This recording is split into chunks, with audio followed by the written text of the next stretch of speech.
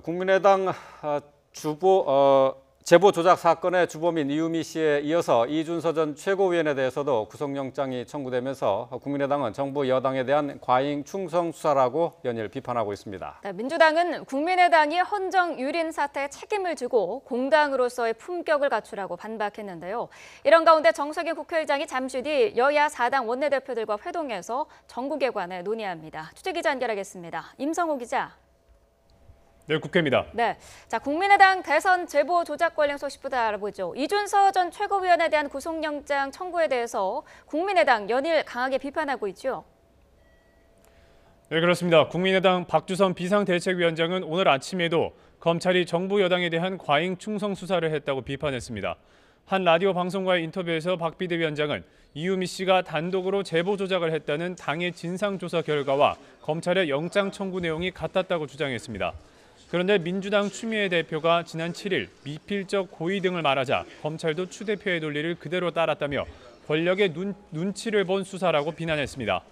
박 비대위원장은 또 지난 7일 서울 삼청동 총리공관에서 열린 당정청 회의가 실은 국민의당 제보조작 검찰 수사에 대한 관계기관 회의였다는 의혹을 제기했습니다. 민주당 추미애 대표도 지지 않았습니다. 추 대표는 아침 회의에서 국민의당 대선 제보 조작은 국민을 속이고 민주주의와 헌정을 유린한 죄라고 강하게 비판했습니다. 또 박지원 전 대표가 지난 3월 말 당시 문준용 씨에 대한 내용을 보고받았다고 언론에 말했다며 이는 한 당원의 단독 범행이 아니라 지도부가 제보 조작을 사전에 알았다는 걸 시사한다고 주장했습니다.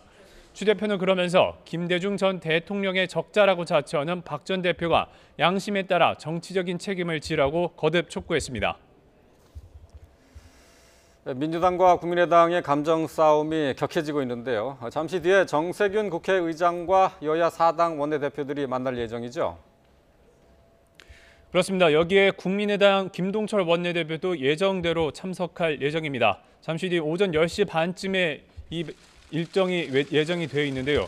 국회 일정을 전면 거부하고 있는 야 3당의 원내대표 가운데 불참 의사를 밝힌 사람은 아직 없습니다. 지난 7일 오찬 회동 이후 나흘 만입니다. 추경안과 장관 후보자 인준 등을 놓고 여야가 벌이고 있는 첨예한 대립을 정세균 의장이 중재할 수 있을지 주목됩니다. 또 오후에 열릴 예결위에도 관심이 쏠리는데요. 앞서 지난 7일 정 의장이 여야 4당 원내대표와의 오찬 회동을 끝낸 뒤 추경안을 국회 예결위에 회부했기 때문입니다. 하지만 본심사가 시작될지는 불투명합니다. 자유한국당과 바른정당, 국민의당 등 야 3당이 여전히 예결위 회의에 불참하겠다는 뜻을 고수하고 있기 때문입니다. 추경안 심사에 착수해 예산안 조정 소위에 넘기려면 전체 예결위원 50명 가운데 과반 이상이 찬성해야 합니다.